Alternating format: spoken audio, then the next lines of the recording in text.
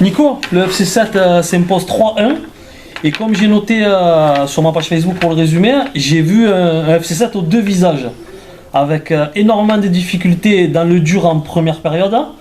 Le 1-0 même, peut-être pas cher payé pour le Football Club de Sète. Et en deuxième mi-temps, peut-être un but qui arrive un peu contre le cours du jeu. L'expulsion facilite aussi les choses, mais le FC7 bien au-dessus et avec une motivation décuplée. Oui, on va dire qu'au-dessus sur la seconde mi-temps, parce que comme tu viens de le dire précédemment, je pense que sur la première mi-temps, si on rentre à 2 ou 3-0 au vestiaire, je pense que ça aurait été somme toute logique par rapport à cette prestation vraiment à demi-tête et qui ne ressemble pas aux prestations que l'on fait depuis quelques années, on va dire depuis 2-3 ans. Et j'ai pas reconnu mon équipe sur la première mi-temps. Je ne sais pas si c'est la tension du match, le fait que Lyon nous a imposé un combat physique qu'on a très rapidement perdu. À la sortie, on s'est retrouvé un petit peu bourlingué et désorienté par rapport à ce bloc équipe. On sortait en retard, on a eu beaucoup de déchets dans la transmission, on leur donnait le ballon.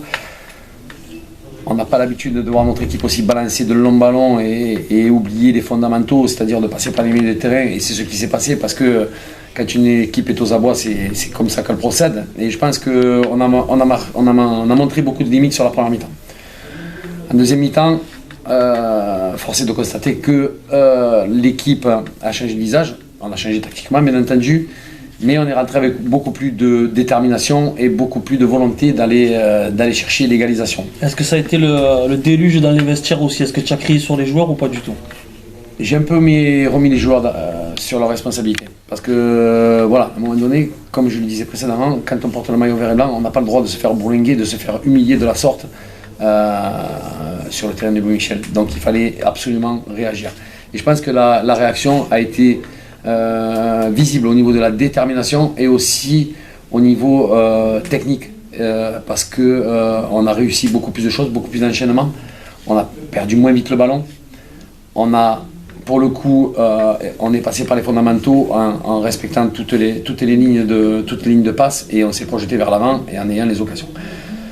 Forcément, sur la deuxième mi-temps, le rouge de l'adversaire nous arrange aussi, puisqu'on arrive à mettre le second but juste après, puis ensuite le troisième. Mais voilà, je pense que l'important, et comme à Saint-Brieuc je le disais, c'est la réaction qu'ont eu les joueurs. Ils ont été blessés et touchés dans leur orgueil, et je les félicite de cette réaction. Mais j'espère qu'ils ne vont pas me donner l'habitude de faire que des premières mi-temps comme ça. Parce que celle de Saint-Brieuc n'était pas de la même facture, elle était quand même beaucoup plus intéressante, mais celle-là, franchement, elle était très mauvaise par rapport à ce qu'on a l'habitude de voir ici et ce qu'on a l'habitude de faire. Est-ce que c'est la plus mauvaise, selon toi, bien entendu, depuis que tu entraînes le football club? Sincèrement, je pense que oui. Tu sais, tu as cette sensation de pouvoir rien faire et de voir ton équipe bourlinguer comme une équipe de U15 ou de U17. À ce point? Ah oui, et tu te dis, aujourd'hui, il n'y a pas grand-chose pour nous, quoi. Aujourd'hui, il n'y a pas grand-chose pour nous. C'est vrai que j'avais qu'une hâte, c'était de rentrer dans le vestiaire et pouvoir un petit peu secouer tout mon monde. Mais tu vois, là, on a gagné 3-1. Alors certes, première mi-temps extrêmement délicate, hein, mais je te sens quand même tendu et énervé, comme si l'équipe avait perdu. Je te sens pas soulagé, j'ai l'impression. J'ai pas eu encore le temps de fumer me détendre, ouais, par exemple, ou de me détendre. Et je suis encore sous l'émotion du match, parce que franchement, si tu m'aurais demandé le score à la mi-temps, je t'aurais pas dit 3-1. Mais voilà, je pense que la pression va redescendre et voilà, il faut garder encore une nouvelle fois cette deuxième mi-temps. On va continuer à travailler parce qu'il y a du boulot, il y a de belles équipes qui vont se dresser devant nous. On a eu un échantillon aujourd'hui. Je pense que voilà, si la logique de la première mi-temps est respectée, je pense que ça aurait été compliqué de revenir. Mais on montre qu'on a une force de caractère. Voilà, alors il y a beaucoup de choses à revoir, mais c'est quand même encourageant. Et coaching gagnant de ta part, il faut le reconnaître aussi. Cléry Serber qui rentre, qui marque, et Julien Farnab également. Exactement, ouais, ça fait plaisir quand ça marche. Ça.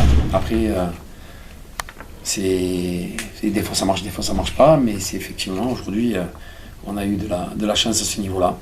Mais voilà, je le redis, je pense que c'est la réaction collective qui a fait que la deuxième mi-temps a été de cette facture-là.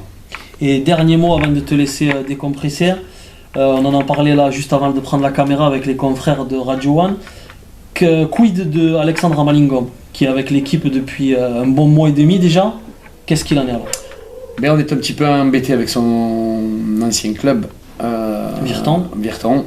Voilà, qui n'a pas encore donné la lettre de sortie à Alex. Il y a des chances il y a très peu de chances aujourd'hui, on va dire, que par rapport à des soucis de papier, de régularisation, enfin, je vais le dire comme ça.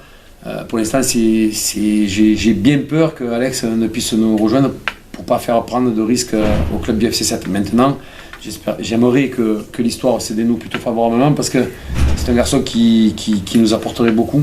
Et ça serait dommage de l'avoir eu et de ne pas l'avoir sur le reste de la saison. Voilà, je pense que les dirigeants font le maximum. Si ce n'est pas lui, ça sera certainement un autre.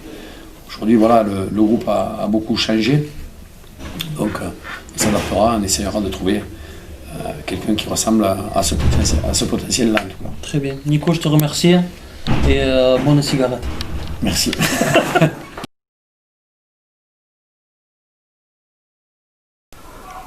Allez Julien, le FC 7 s'impose 3-1 ce soir. Et le troisième but, il est pour toi. Donc déjà, comment s'est passée cette action? En fait, on l'a enclenché côté gauche. Je vois qu'elle ressort bien. Ryan, il la récupère. En une, il arrive à me trouver dans la profondeur. Après, ils étaient à 10, donc il y avait des espaces. J'en ai profité pour plonger. Et j'ai la chance qu'elle rentre au fond, donc ça fait plaisir. Alors, je sais que la saison dernière a été délicate pour toi avec pas mal de blessures. Hein. Là, tu reviens et on ne pouvait pas souhaiter une meilleure entrée. Match à domicile et premier but. Comment tu te sens à l'intérieur de ce groupe? Ouais, je me sens bien. Hein. C'est vrai que ça fait du bien de retrouver les terrains. Que l'année dernière, j'ai eu une saison compliquée. Que là, le coach, j'ai la chance qu'il me fasse confiance. Que je m'intègre bien aussi dans le groupe. On a un groupe qui vit bien et on espère faire la meilleure saison possible. Allez, je te dérange pas plus parce que je sais que tu n'es pas un adepte de cet exercice. Mais je te remercie en tout cas. Merci à toi. Merci à toi. Vincent, je t'ai rarement vu aussi énervé et autant gueulard sur la pelouse que lors de cette première période. Ouais, ben écoute, d'ailleurs la voix ça me fait sentir, mais c'est vrai que étant derrière, bon, avec le coach on a remis les choses à l'heure la mi-temps, mais voilà, sur la première mi-temps, j'ai vu on peut arriver à être mené et tout, mais des états d'esprit qui me convenaient pas.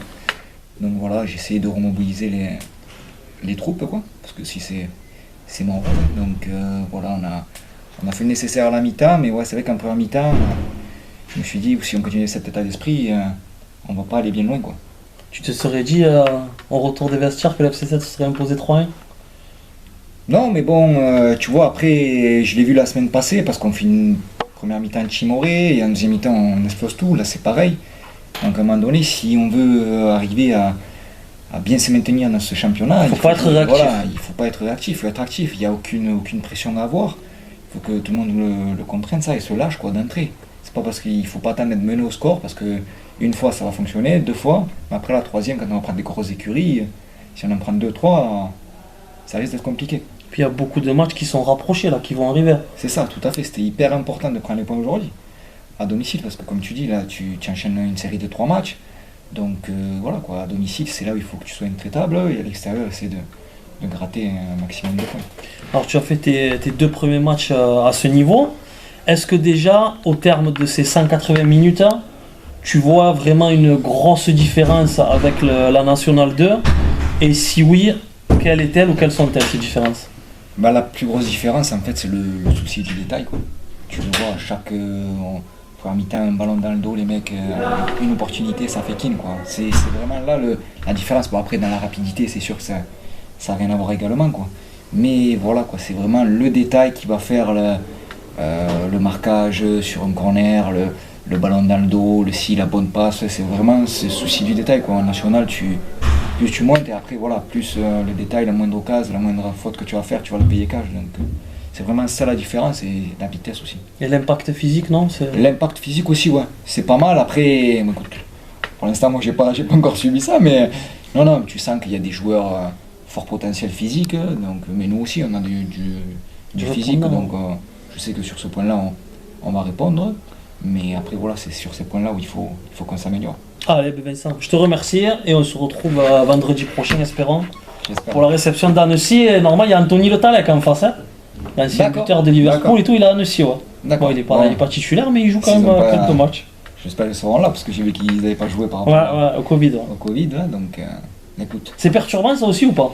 C'est perturbant parce qu'on ne sait pas trop sur quel pied danser. La semaine passée, Thierry, le dirigeant, nous dit bon voilà, les tests sont obligatoires, donc on va tester mardi, samedi, mardi.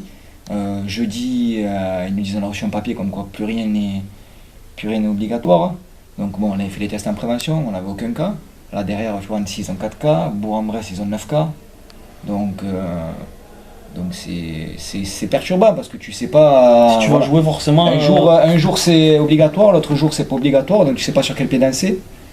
Mais écoute, voilà, nous j'espère que cette situation maintenant est derrière nous et que tous les joueurs prendront les dispositions nécessaires pour qu'on soit tous sains. Merci Vincent.